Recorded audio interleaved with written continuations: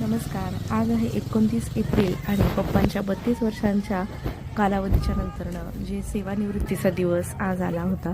पप्पा माझे जिल्हा परिषद शिक्षक आणि वेगवेगळ्या ठिकाणी बदली वगैरे झाली. 2 वर्ष ते आता मुख्याध्यापक होते.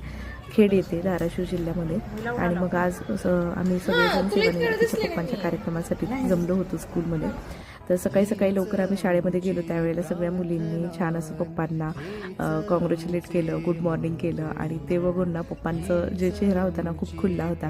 कारण की आपल्या विद्यार्थ्यांचं आपल्यावरती असणारं प्रेम याच्यापेक्षा दुसरं काय हवं असतं. तर छान अशी तिथे रांगोळी वगैरे काढली होती. शिवाजी महाराजांच्या प्रतिमेच्या पूजनानंतरनं कार्यक्रमाची सुरुवात झाली आणि छान कौतुक वगैरे सगळ्यांनी केलं. आणि घरामध्ये तर पप्पांचं योगदान जे आहे ते खूप जास्त आहे, ते की शब्दातून वर्णन नाही करता येणार.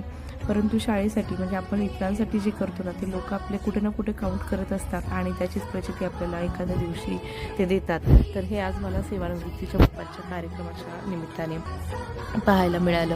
आम्ही सगळेजण तिथे जमलो होतो तेव्हा सगळ्यांच्या तोंडून एकच नाव होतं, म्हणजे फक्त पप्पांचं.